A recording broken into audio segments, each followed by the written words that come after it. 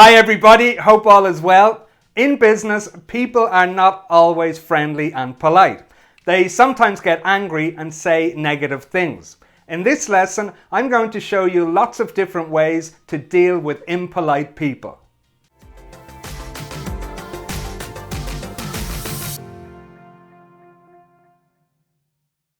Welcome back to English for Professionals. I'm Derek and I'm here with another short lesson for you busy people. Before we get started, just a quick reminder to subscribe to my channel, hit the red button and don't forget to click on the little bell. That way you'll be notified every time I upload a new lesson. And now, let's get started. So in this lesson, I'm going to show you lots of different ways to deal with impolite customers, colleagues, and bosses. But first, let's take a look at some vocabulary connected to being impolite. And our first word is rude. Rude, which is another word for impolite. There's no need to be so rude. Other words which are very similar to rude are offensive, insulting, and disrespectful. Offensive, insulting, and disrespectful. Why are you being so offensive? What he said was extremely insulting. She's always so disrespectful. Another word that we often use when we're talking about very impolite people is obnoxious. Obnoxious, which means very rude and unpleasant. He's one of the most obnoxious people I've ever worked with. And here's one more, abusive. Abusive, which means using extremely rude and insulting language. I'm afraid I'll have to end the call if you don't stop being abusive.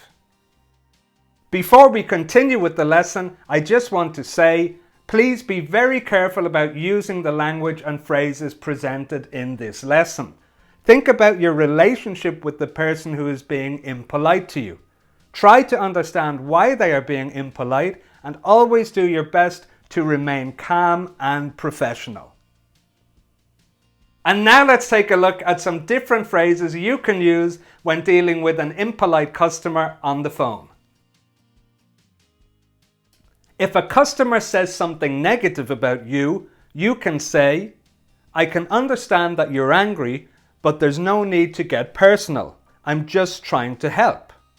Or, "I completely understand why you're so upset, but I don't think it's fair to speak to me like that. I'm just doing my job." If a customer starts using bad language, say, "Could you please tone down your language, sir or madam?" To tone down your language means to make it less offensive.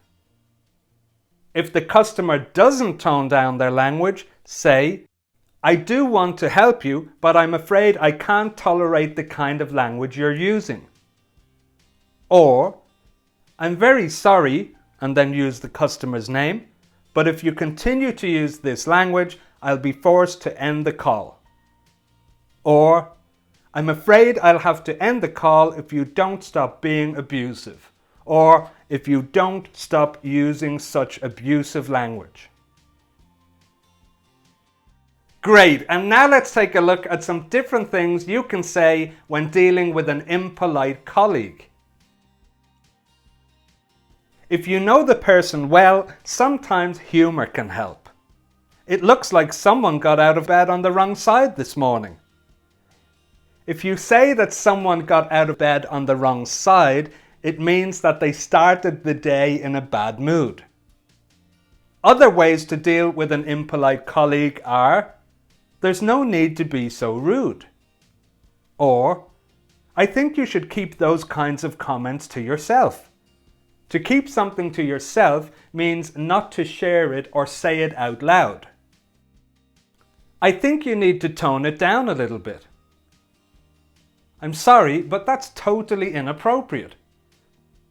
If something is inappropriate, it means it's not right for the situation. So it could be something that the person said or something that they did, something impolite. If the person is being extremely rude or offensive, you may have to end the conversation. I don't think there's any point continuing this conversation. Or, I think it would be better to have this conversation another time. So when the person has calmed down and they are less impolite, less angry. I'm very sorry, but I'm not going to talk to you when you're being so offensive. And now let's imagine that a colleague was very rude to you, but it was earlier in the day or it was yesterday, and now you want to talk to them about this. I don't know if you realize this, but what you said really hurt my feelings. Or, I don't know if you're aware of this, but you made me look like a fool in front of the others.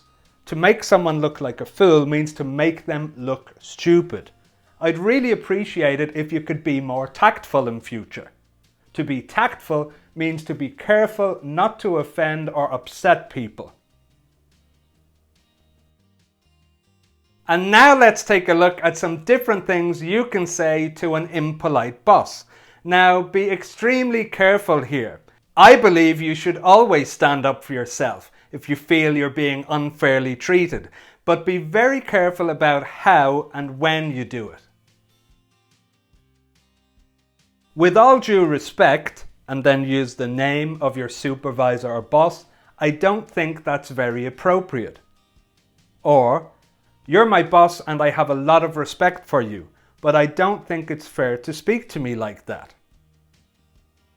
And now let's imagine you want to go and talk to your boss after a situation where they were very rude to you. It happened earlier or yesterday or sometime in the past. I just wanted to talk to you about yesterday's meeting. I'm not sure you realize this, but what you said was extremely insulting or extremely humiliating. You embarrassed me in front of the whole team and I'm very upset about it.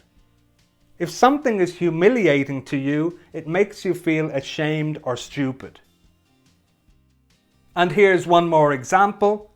I'm just wondering if there's anything I've done to upset you. I feel that you've been giving me a very hard time lately. Can we speak about this openly and honestly? It's causing me a lot of stress and I'd really like to clear the air. To clear the air means to discuss a conflict or problem openly in order to make it better. So that brings us to the end of another lesson. I hope you found it helpful, and I hope those phrases give you more confidence when dealing with impolite people in the future. If you liked the lesson, hit the like button and share with your friends and colleagues. Subscribe to my channel if you haven't done that already, and don't forget to join my email list. Every 2 weeks I send out my free vocabulary email with additional business English, words from the news and everyday English for you to learn. The link is in the description below. Thanks a lot for watching and see you soon.